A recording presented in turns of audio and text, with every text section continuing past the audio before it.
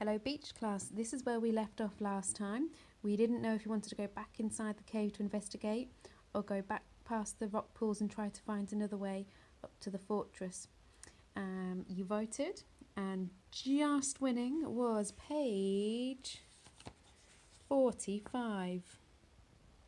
So let's have a read on page 45. I do apologise about my camera skills. I also seem to have a little sunlight coming in. That's better. Okay. You have decided to go inside the cave to investigate. The cave's entrance is narrow, but a faint light is coming from a crack up in the ceiling. From somewhere deep in the cave's interior, you hear a steady drip, drip, drip of water. The floor of the cave is damp and smooth, and you are careful to watch where you step. You wish you'd brought your flashlight with you, but thankfully there is just enough light from above to see where you are going. The cave is narrow, but the roof above is high. So high, in fact, most of the ceiling is shrouded in darkness despite the narrow rays coming from above. Enormously long stalactites hang from the the cave ceiling. Their paleness in the faint light makes them look like icicles ready to drop down and spear anyone underneath them. As you get deeper in the cave, sharply pointed stalagmites grow up from the floor. Eventually, the cave narrows and you come up against an almost sheer wall. You can't go any further. Before you walk back outside, you run your hand over one of the stalagmites and feel how cold and incredibly smooth it is. Tiny amounts of calcium from the surrounding limestone dissolved in water and seeping through the ground from above must have dripped inside this cave for thousands of years, gradually building up layer upon layer for these formations to occur. You are so impressed you take your camera out of your pack to take a picture. It's pretty dark, but you're confident the flash will provide enough light to get a good shot. For a brief second, as the camera's flash goes off, more of the interior of the cave comes into view. It takes a few moments for your eyes to readjust again after the flash, but during that time you wonder if what you saw set into the cave's wall was real or just a trick of the light. You'll close your eyes and wait for your pupils to dilate again so you can see. Carefully, you walk toward the far wall of the cave with your arms extended. When you reach the smooth stone, you feel around for the narrow flight of steps you saw cut into the sheer rock face. The steps are smooth and very narrow.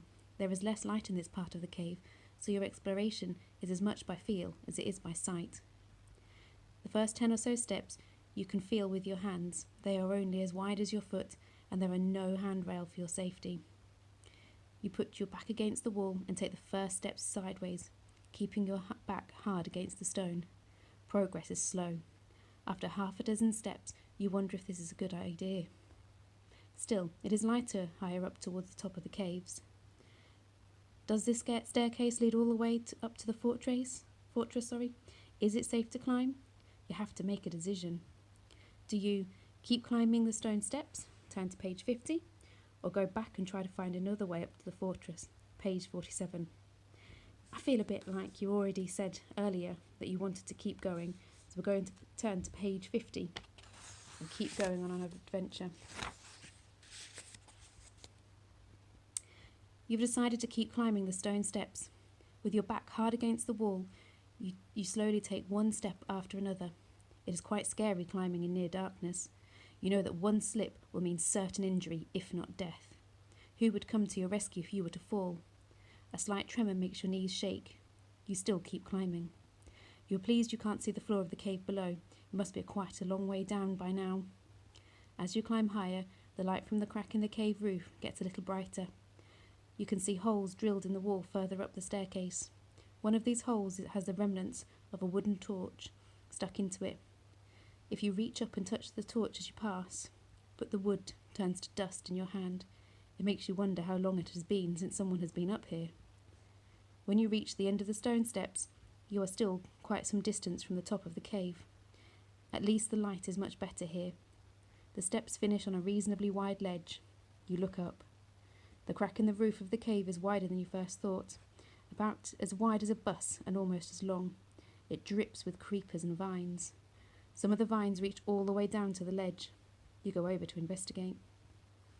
The vines are about as thick as your thumb and twist around each other, creating a natural ladder of sorts. You wonder if the vines will hold your weight, and you give them a tug. They seem pretty strong, so you jam your foot into the junction of two vines and step up. You bounce up and down to test their strength. They feel springy but solid. As you look up, you see hundreds of butterflies hovering in a huge swarm near the cave's opening. They are beautiful. The wings are framed in a reddish brown, but the main wing area is nearly clear, creating a stained glass window effect. They fly in circles that form a miniature butterfly tornado in the opening. When you look along the ledge again, you notice a couple of the butterflies have fallen and lay dead on the ledge. You pick one up and hold it to the light. It is so delicate, with two long antennae and a thin tongue, or proboscis, which curls back on itself and almost makes a complete circle. You take two of the beautiful creatures and put them in the front pocket of your pack, careful to fold the wings neatly against their bodies to keep them from getting damaged. Your legs are sore from the big climb up the stairs, so you sit on the ledge and lean against the window for a breather. You are thinking about climbing the vine when you see something engraved in the smooth stone wall. You get up to investigate.